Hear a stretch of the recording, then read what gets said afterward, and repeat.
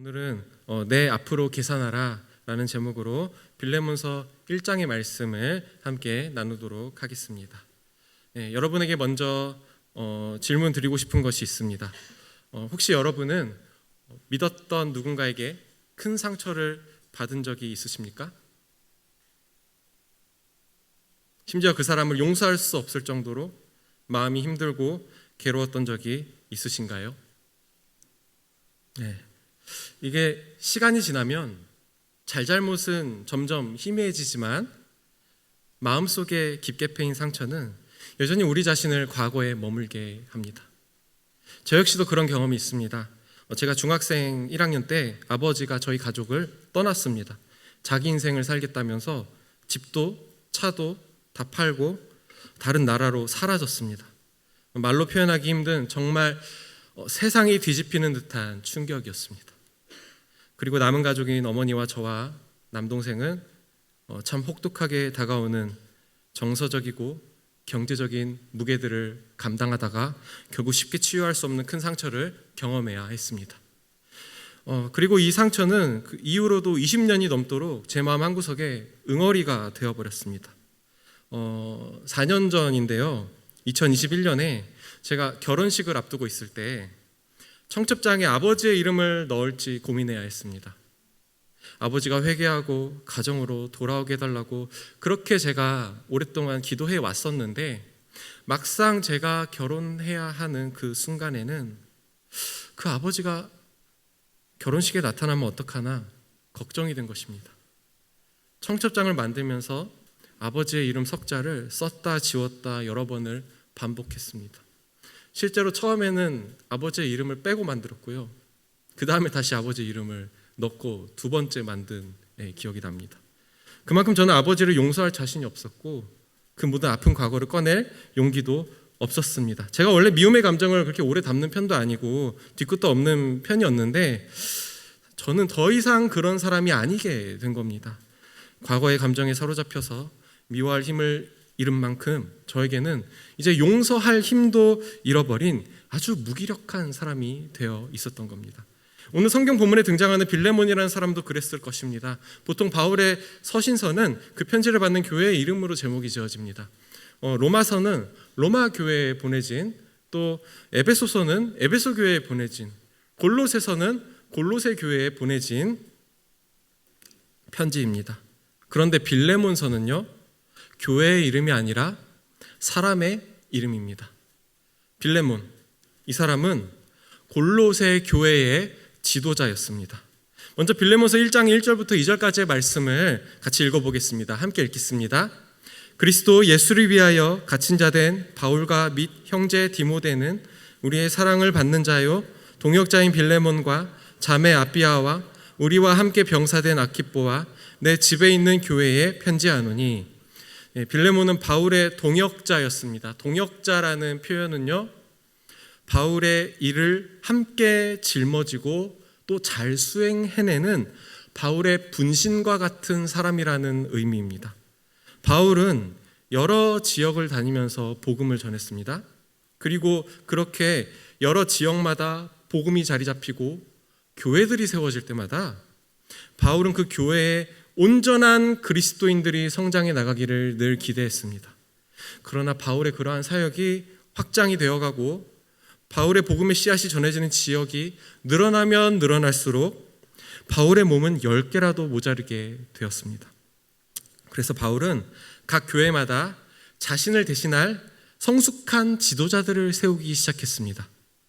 에베소 교회에는 디모데가 지도자로 세워졌고요, 고린도 교회에는 아볼로가 지도자로 세워졌습니다.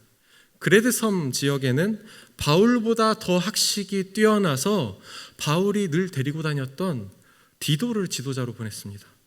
또 로마 교회에는 바울과 함께 동고동락한 브리스길라와 아굴라를 통해서 로마 교회의 성도들을 지도하게끔 했습니다.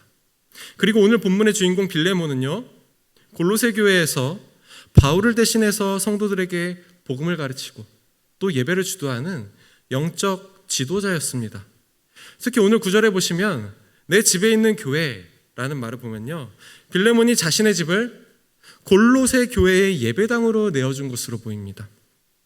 그런데 빌레몬은 골로새 교회에서 단순히 그냥 성도들을 영적으로 지도하는 그 영적 지도자이기만 한 것도 아니었는데요. 빌레몬은요, 바울이 하나를 맡겨주면 그 이상의 일을 해내는 사람이었습니다. 그 내용이 아래 7절에 나와 있습니다. 7절도 함께 읽어보겠습니다. 형제여, 성도들의 마음이 너로 말미암아 평안함을 얻었으니 내가 너의 사랑으로 많은 기쁨과 위로를 받았노라. 본문에 보니 성도들의 마음이 빌레몬 덕분에 평안함을 얻었다라고 합니다. 그 말은 빌레몬의 도움이 있기 전에는 성도들이 불안에 처해 있었다라는 의미일 수도 있는데요. 당시 AD 60년경에 골로새 지역에 심각한 대지진이 있었다는 여러 기록들이 있습니다. 지금도 튀르키예 지역인 그곳은 지진이 종종 나기도 합니다. 그러니까 대지진으로 인해서 집도 무너지고 삶의 터전 자체가 완전히 붕괴된 그 골로새 도시는 경제적으로 심각한 어려움을 겪게 된 것이었죠. 그러니까 여기서 사도 바울이 말하는 성도들의 마음이 너로 말미암아 평안함을 얻었다라고 하는 것은요, 빌레몬이 자신의 재산을 털어서라도 많은 사람들을 경제적으로 구제해 주었다는 의미가 듭니다.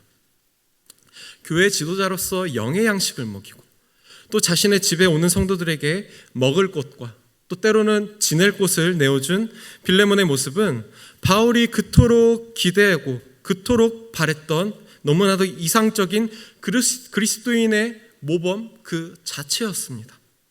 바울은 이런 마음으로 하나님께 기도했을 겁니다. 하나님, 고난 중에도 의인을 이렇게 남겨주셔서 하나님의 성도들을 살리시는 우리 하나님, 빌레몬을 골로새의 지도자로 세워주셔서 정말로 감사합니다. 제가 지금 로마 감옥에 갇혀서 너무나 어려움이 많지만 빌레몬의 사역의 소식과 또 섬김의 소식을 들으니 제가 참 기쁘고 위로가 됩니다. 이런 기도를 빌레몬서 1장에 보면 실제로 바울이 그렇게 기도했다고 나와 있습니다. 그런데요, 훌륭한 그리스도인 빌레몬에게도 한 가지 문제가 있었습니다. 우리 9절부터 12절까지 말씀 같이 읽어보겠습니다. 나이가 많은 나 바울은 지금 또 예수 그리스도를 위하여 갇힌 자 되어 갇힌 중에서 낳은 아들 오네시모를 위하여 내게 간구하노라. 그가 전에는 내게 무익하였으나 이제는 나와 내게 유익함으로 내게 그를 돌려보내노니 그는 내 신복이라. 바울이 빌레몬에게 편지를 쓴 진짜 이유가 9절부터 본격적으로 나타나고 있습니다. 그것은 바로 오네시모를 빌레몬에게 보낸다는 말입니다. 그런데 그냥 보내는 게 아니라요, 돌려보낸다는 말을 사용하고 있습니다. 오네시모가 그러니까 원래는 빌레몬이랑 이전에 같이 지냈던 사람인 거겠죠? 그런데 지금은 빌레몬으로부터 떨어져서 바울이랑 같이 있는 상황이었나 봅니다. 그런데 바울이 그냥 돌려보낸다고 하는 게 아니라 이렇게 말합니다. 오네시모를 두고 빌레몬 그대에게 제가 간청합니다 라고 하면서 편지의 목적을 이어가고 있습니다. 그러니까 이 빌레몬서라는 한 장짜리의 편지의 실체는요, 바울의 인사청탁 편지인 겁니다. 이상한 상황입니다. 왜냐하면 원래 빌레몬의 편에 있던 오네시모를 두고 바울이 거꾸로 빌레몬에게 인사청탁을 하고 있는 것이죠. 여기에는 복잡한 스토리가 숨어 있습니다. 오네시모는요, 원래 빌레몬의 종이었고 노예이자 하인이었습니다. 그러나 무슨 이유 때문인지 오네시모가 자신의 주인 빌레몬을 배신하고 도망쳐버립니다. 종이 주인 집으로부터 도망치는 일은요, 로마 제국에서 사실 흔한 일은 아니었습니다. 당시 로마 사회에서는 전체 인구 중에 40%, 그러니까 이 많은 비율의 사람들이 노예 계급이었습니다. 그러다 보니까 부유한 집안이라면 당연히 집안에 여러 명의 종들을 거느리게 되었었는데요. 허드렛 일부터 또 행정과 회계 업무, 또 의사의 업무, 주인집 자녀들의 교육을 담당하는 업무들을 각자 종들이 나누어서 담당했습니다. 특히 유능한 종들은 그에 합당한 존중과 대우를 받았고 그 나름의 체계가 당시의 노예 사회 안에 있었습니다. 그렇기 때문에 종들은 주인집에서 나름의 안정적인 생활을 보장받을 수 있었습니다. 물론 그 주인이 비인격적인 사람인 경우에는 예외였겠죠. 당시에 종이 도망치다 잡히면요, 대부분 십자가의 공개 처형을 당했습니다. 그럼에도 종이 위험을 감수하고 주인집에서 도망쳤다는 것은 무언가 주인집에서의 큰 어려움을, 정말 그가 도저히 감당하지 못할 정도의 위험이나 어려움을 경험하고 있었다는 반증이기도 했을 것입니다. 아까 제가 빌레몬의 집이 어떤 용도로 쓰였다고 말씀드렸죠? 교회로 쓰였습니다. 네. 골로새 교회 성도들에게 빌레몬의 집은 골로새 교회 예배당으로 개방되어 있었습니다. 우리 속담에 보면 이웃집에 있는 수저 개수를 센다라는 말이 있습니다. 옆집에 있는 일들에 사람들이 관심이 많다는 말이죠. 그런데 빌레몬의 집은 골로새 교회 성도들에게 이웃집 정도가 아니라 아예 그 집 안에 자주 들락날락거리는 상황입니다.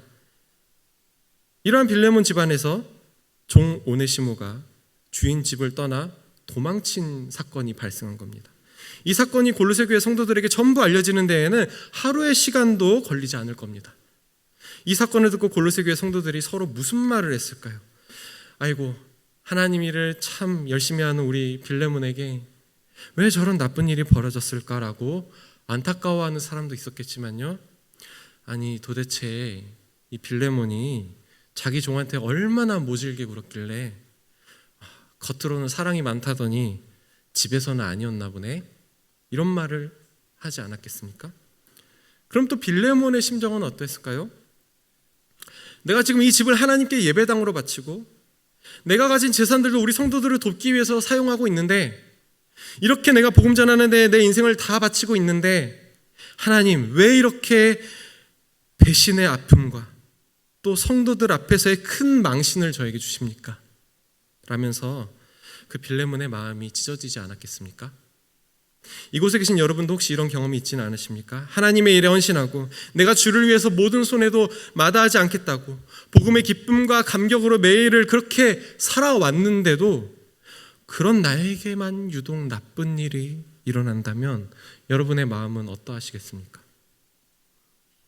내가 회사에서 술자리도 거절하고 편법과 속임수의 유혹을 참으면서 정직하게 일해왔더니 결국 나만 승진이 누락된다면, 나만 엉뚱한 부서에 보내진다면 여러분의 마음이 어떠하시겠습니까?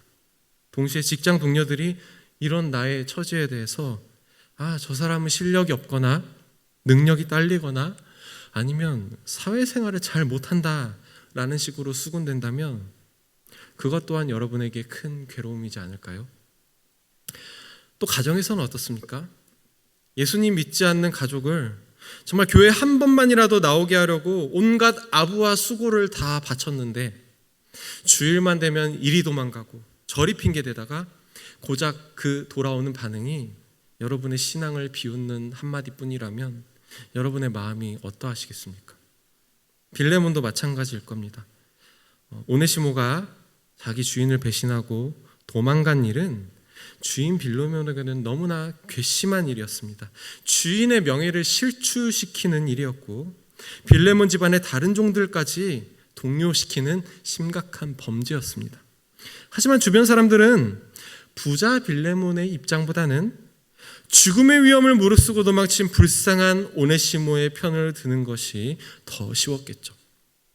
그렇게 주인 빌레몬은 자신의 종 오네시모가 도망친 날의 그 주일에도 망신스러운 표정을 차마 숨길 새도 없이 평소처럼 자신의 집을 골로새 교회 예배당으로 열었을 겁니다. 그때 빌레몬의 심정이 얼마나 비참하고 수치스러웠을까요? 그렇게 그 일이 있은 지 몇 년의 시간이 흘렀습니다. 빌레몬도 다시 골로새 교회에서의 사역에 집중하게 되었고 또 대지진으로 경제력을 상실한 성도들에게 물질을 아끼지 않는 정말 영적이고 육적인 보호자이자 지도자인 빌레몬으로 살아갔습니다. 사람들은 어디 있는지도 모를 오네시모보다는 한결같이 가까이서 자신들을 도와주는 빌레몬을 다시 의지하고 역시 하나님의 사람이라고 칭찬하며 지내오게 되었을 겁니다. 그러나 어느 날 그 골로새 교회에 바울의 서신이 도착합니다. 로마 감옥에 갇혔다고 들은 바울의 서신을 누군가가 로마로부터 2000km나 떨어진 이곳 골로새에 직접 가져온 겁니다. 그런데 그 편지를 가져온 두 사람 중 한 사람의 얼굴이 상당히 낯이 익습니다. 그 사람을 유심히 들여다본 골로새 교회 성도들은 경악할 수밖에 없었습니다. 바울의 편지를 가져온 이 사람은 예전에 도망쳤던 오네시모였기 때문입니다. 어째서 도망갔던 배신자 오네시모가 지금 바울 사도의 편지를 손에 쥐고 왔는지, 그 누구보다도 오네시모의 옛 주인이었던 빌레몬은 이 광경을 보고도 믿을 수 없었을 겁니다. 심지어 그 편지의 내용도 기가 찹니다. 우리 15절부터 17절까지의 말씀을 같이 읽어보겠습니다. 함께 읽겠습니다. 아마 그가 잠시 떠나게 된 것은 너로 하여금 그를 영원히 두게 함이리니 이후로는 종과 같이 대하지 아니하고 종 이상으로 곧 사랑받는 형제로 둘 자라. 내게 특별히 그러하거든 하물며 육신과 주 안에서 상관된 내게랴. 그러므로 내가 나를 동역자로 알진대 그를 영접하기를 내게 하듯 하고. 우리 집안의 질서를 다 흔들어 놓고 교회 안에서도 내 평판을 다 망가뜨린 이 오네시모를 어떻게 버려야 할지의 선택만 남은 빌레몬에게 바울이 이렇게 말합니다. 오네시모를 더 이상 종으로 대하지 마십시오. 사랑받는 형제로 영접하십시오. 그를 나 바울에게 대하듯 하십시오. 네. 여러분, 이게 가능한 일입니까? 용서하라고 하면 교회 지도자로서의 체면을 지키기 위해서라도 빌레몬이 오네시모에게 처벌만큼은 안 할 수도 있습니다. 그리고 다시는 도망치지 않겠다는 서약을 받고 이 집안에서 다시 종으로 일하게 해줄 수는 있겠죠. 그런데 바울은 이 오네시모를 지금 형제로 대하라고 빌레몬에게 요청합니다. 그것도 사랑받는 형제로 대하라고 하고 있습니다. 여러분, 용서도 사랑도 어느 정도 상식선에서나 할 수 있는 것 아닙니까? 바울이 지금 너무나도 무리하고 또 무례한 요구를 빌레몬에게 하고 있는 겁니다. 여러분이 만약에 이 주인 빌레몬이었다면 이렇게 다시 돌아온 배신자 오네시모를 어떻게 처분하시겠습니까? 아마 여러분의 이제 선한 마음이시라면 오네시모를 벌 주지는 않으실 것 같지만요. 네, 뭐 적당히 봐주고 연을 끊어버리면 우리로서는 괜찮은 용서로 마무리할 수 있겠죠. 하지만요, 사랑한다는 건 문제가 많이 다르지 않습니까? 여러분에게 상처 준 사람에게, 여러분을 배신한 사람에게 사랑하는 마음으로 환영하는 것이 과연 우리에게 가능한 일입니까? 제가 4년 전에 제 결혼식 때 그 가족을 버리고 떠났던 아버지가 혼주석에 앉겠다고 갑자기 식장에 찾아왔다면 제가 사랑과 기쁨의 마음으로 아버지를 맞이할 수 있었을까요? 너무나 오래 기다린 아빠라고 제가 반길 수 있었을까요? 절대 아닙니다. 오히려 아버지가 축의금을 털어가지는 않을지 결혼식 내내 마음이 어려웠을 겁니다. 그런데 바울은 지금 빌레몬에게 이렇게 말하고 있습니다. 당신을 배신하고 도망간 오네시모를 용서할 뿐 아니라 사랑받은 형제로 환영하라고 하는 겁니다. 이것은 빌레몬의 입장에서는 단칼에 거절해도 되는 부탁이었습니다. 배신자 오네시모에게 형제를 맞이하듯이 환대해 주라는 것은 빌레몬에게는 참 마음에도 어려운 문제이기도 했지만 당시 노예제도에서 좋지 않은 판례를 남겨야 되는 일이기도 했습니다. 그러니까 지금 바울은요, 빌레몬에게 탈주했던 노예를 아무 처벌 없이 무마하라는, 그 노예제도에 따르지 않는 사회적 이단화로 찍히더라도 오네시모를 귀하게 영접하라고 요구하고 있는 겁니다. 바울이 왜 이렇게 무례하고 무리한 부탁을 하고 있는 것일까요? 또 어째서 바울의 편지를 집을 떠났던 오네시모가 다시 제 발로 들고 돌아오게 된 것일까요? 아까 읽었던 말씀이 9절부터 12절까지를 보시면요, 바울은 오네시모를 자신의 아들이라고 표현하고 있습니다.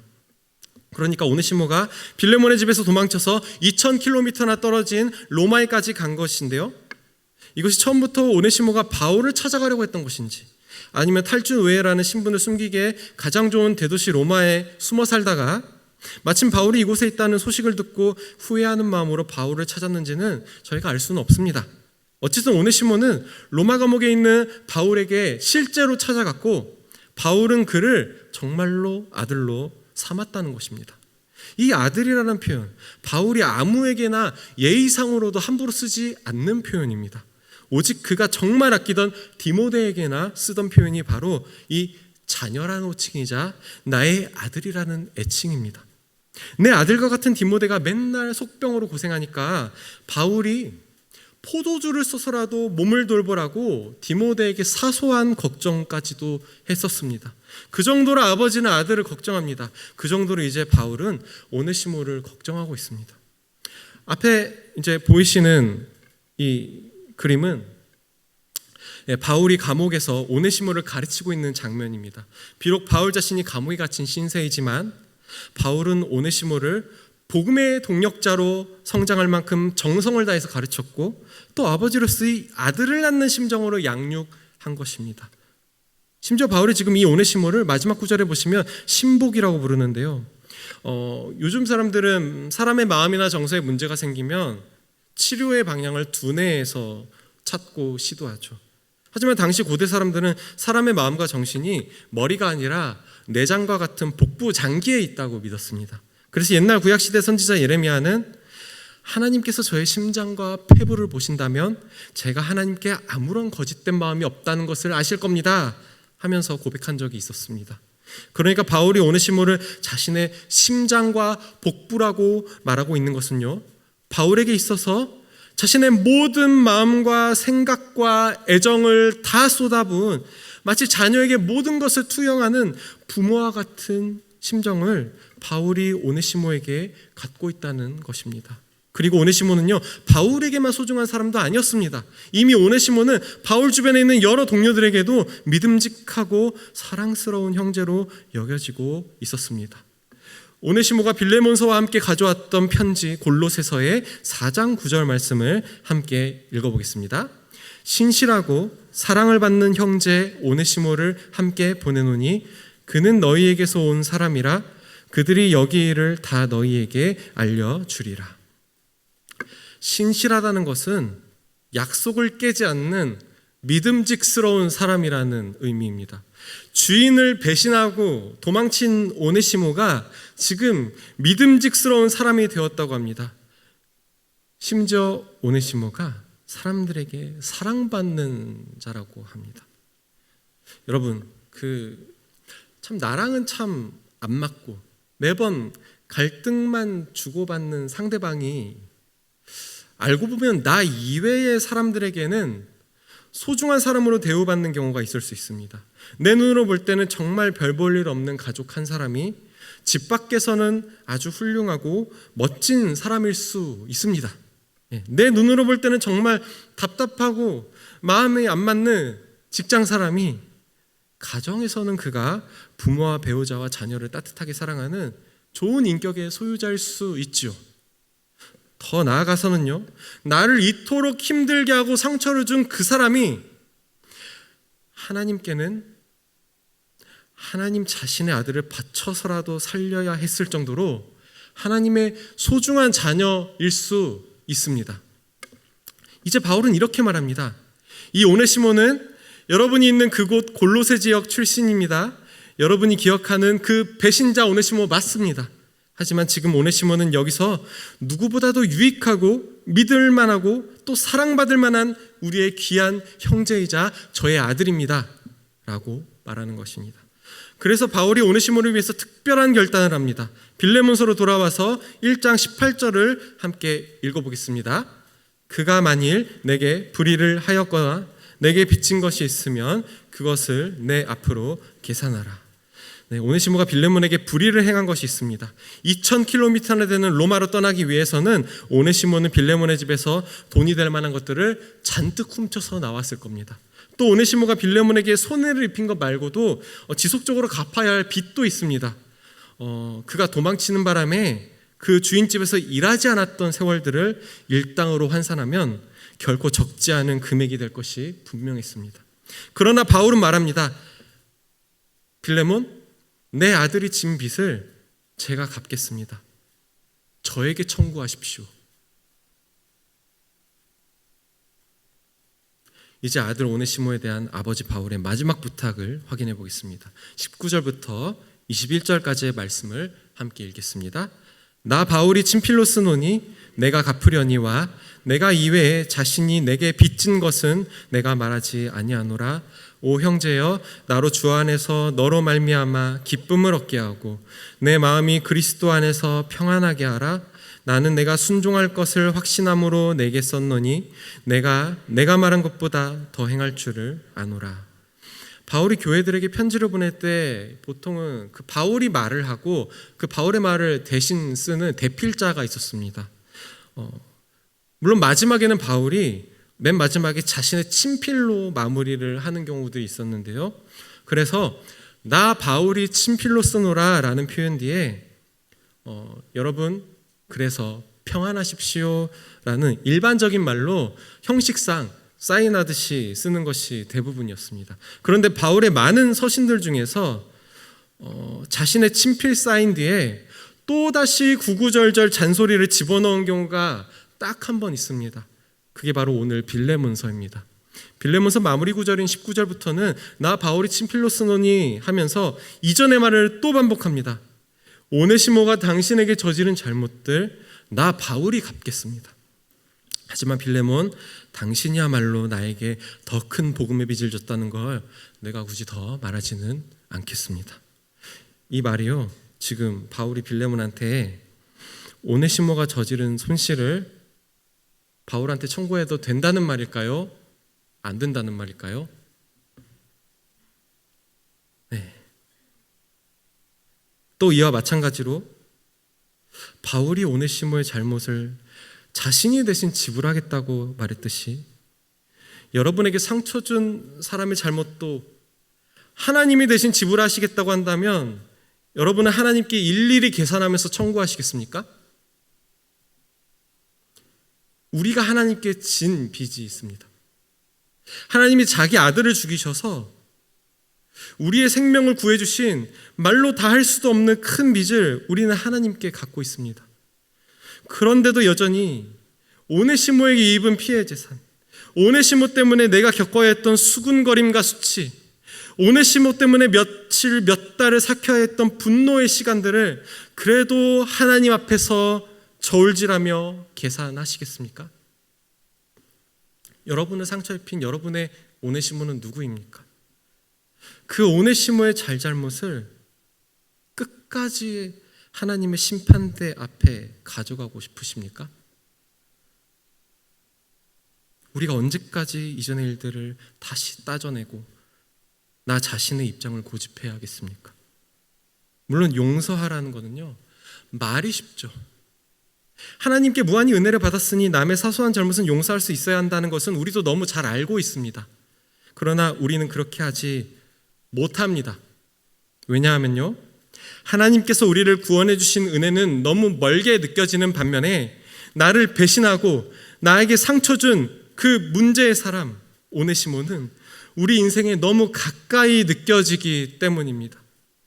그런데요, 지금 바울이 빌레몬에게 이 정도는 순종해내야 골로새 교회 지도자 아니겠냐고 강제로 협박하는 것은 아닙니다. 바울은 말합니다. 빌레몬, 어려운 요구인 걸 압니다. 하지만 당신이 이 오네시모를 용서하고 오히려 이전보다 더 사랑하는 가족으로 받아들여 줄 수 있다고 저는 당신에게 확신합니다. 제가 당신에게 이 확신이 먼저 있었기 때문에 이 편지를 쓴 것입니다. 설령 아직까지도 당신에게 여전히 용서할 마음도 힘도 없을지라도 그러나 저는 주님을 믿기 때문에 그 주님 안에서 당신을 다시 한 번 더 믿습니다. 오히려 빌레몬 당신은 나 바울이 요청하는 것보다 그 이상으로 순종할 것을 확신합니다. 여러분, 그렇다면 과연 빌레몬이 이 편지를 다 읽고 나서 바울의 요청대로 오네시모를 용서했을까요? 아니면 용서하지 않았을까요? 당시 바울이 가장 공을 들인 교회는요, 에베소 교회였습니다. 로마의 5대 거점 도시 중에 하나인 에베소 도시에 그 도시의 교회가 잘 세워지면 주변 소아시아 지역으로 복음이 많이 확산될 거라는 기대가 바울에게 있었습니다. 실제로 소아시아의 교회들은 에베소 교회로부터 복음 전도가 뻗어나간 덕분에 세워질 수 있었습니다. 그래서 에베소 교회에서 바울이 굳이 3년간이나 밤낮으로 리더들을 양육했던 것입니다. 바울에게는 너무나 중요한 사역지 에베소 교회였습니다. 그리고 바울에 이어서 그 에베소 교회를 지도한 지도 목회자는 바울이 가장 아끼는 아들 디모데 목사였습니다. 그리고 전승에 따르면요, 디모데 목사에 이어서 에베소 교회 지도자가 된 사람이 바로 오네시모였습니다. 다시 질문을 드리겠습니다. 빌레몬은 바울의 요청대로 자신을 배신한 종 오네시모를 용서했을까요? 아니면 탈주한 노예가 마땅히 받아야 할 처벌을 내렸을까요? 갑자기 등장한 배신자 오네시모의 손을 통해 전해진 그 바울의 편지를 읽으면서 당혹감에 몸을 떨었을 주인 빌레몬은 죄책감을 안고 골로새 옛 주인집으로 돌아온 그 오네시모에게 편지를 다 읽자마자 바울이 요청한 것 이상으로 두 팔을 뻗어 부둥켜 안고 울었을 것이 눈에 환합니다. 사랑하는 성도 여러분, 우리를 향한 하나님의 요청이, 우리를 향한 하나님의 확신이 이와 같지 않겠습니까? 그럼 이제 여러분은 무엇을 하시겠습니까?